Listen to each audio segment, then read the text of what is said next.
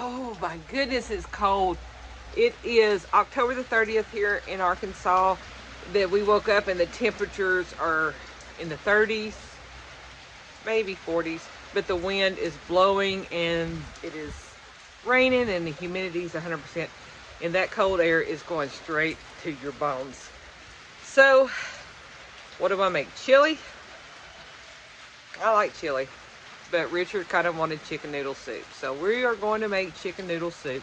And then I'm also going to can chicken soup and go that process so that in the future, all you have to do is pour it in the pan after and then heat it up and then add noodles.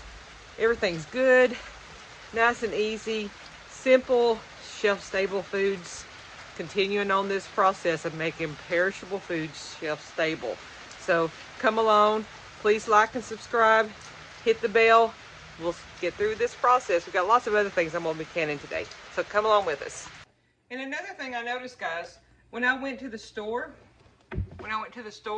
I was looking for regular saltine crackers. And I'm not real big. I'm kind of snobby when it comes to my saltine crackers. I like a name brand cracker.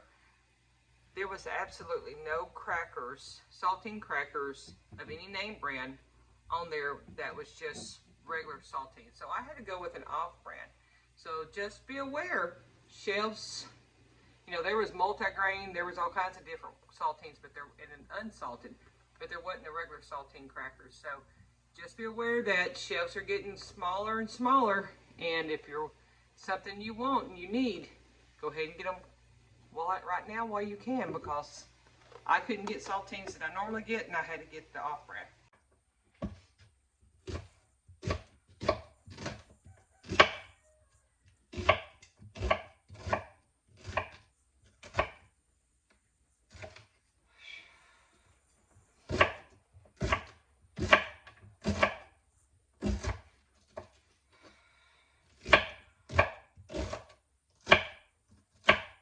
I tell you what, I wish I knew how to cut onions without this all happening. My shirt's wet from tears falling. The only thing I know to do is Richard has contacts, so he usually cuts my onions. Of course, he's not here right now, so I had to do it. I don't do well with that.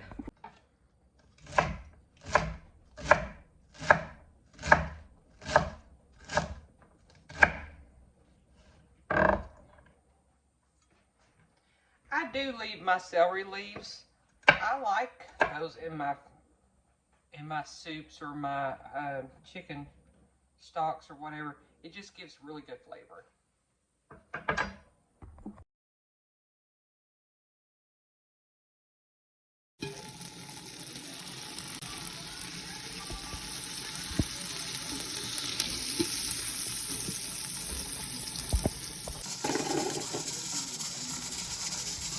We'll put the onions in here and start sauteing. As you can tell, I'm pressure canning on this side, so hopefully it won't be too much noise. Now once you put the onions in here, restart. Once you put the onions in here, you just want to slightly cook them, have them on low, and then you just want to sweat them. You don't want to brown them, you don't want to caramelize them, you're just wanting them to turn opaque, so you can kind of change colors on it and get them cooked and get the sugars out of them. That's all we're doing here.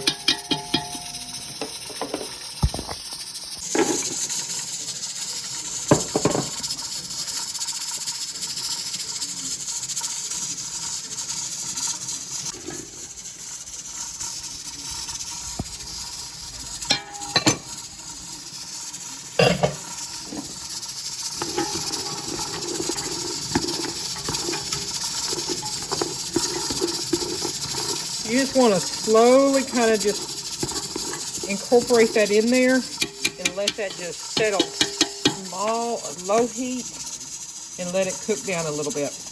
One thing I forgot to get when I was at this grocery store was fresh garlic. So as much as I don't like to use this, I will be adding minced garlic into this. Okay, I have since added the chicken stock in here. I have added all kinds of different seasonings in here, and I've just got it slowly going. I even have, I can't find it, dig it out in a minute. Somewhere in here I even have, I have seasonings in that soaking. So mine will never be clear because I add too many spices into mine. Of course, there's salt and pepper added, and then I also added Tony's to add more flavor to this. I am going to let this just sit and simmer for a while as I'm cutting up the chicken and adding more chicken to this. Okay, here is inside the Instapot. This is where I had put the chicken in to let it pressure cooked it, and with the skin on and the bones, and look at that broth. It is just wonderful. So at this point, I'm going to take it out. I'm going to drain it, and I will start making chicken soup to can. I may have enough chicken broth to can also. We'll see what we've got. Okay, so we have, after everything's been done, we have 3 quarts of chicken stock that I'm letting sit up so it can form the fat and I can get it off. In here, I've just put some parsley on the top of this chicken soup. And I do have 10 pounds of chicken in here. Now that minus the bones. And then I will put this in quarts in just a little bit after I make some for us to eat. And then I will pressure can it so that we could always just pour this out and have a quick meal. I have now pulled out some from the big stock pot and put it in a small pot, and I have added some egg noodles in there. So I'm just going to let this cook on slow, soften up the egg noodles, and then we will have chicken noodle soup. So right now the chicken noodle soup is just simmering, waiting for Richard to get home. The homemade bread has just come out of the oven. I am spreading some melted butter over it. Now I'll let it set, and by the time Richard comes home, it should be nice and ready.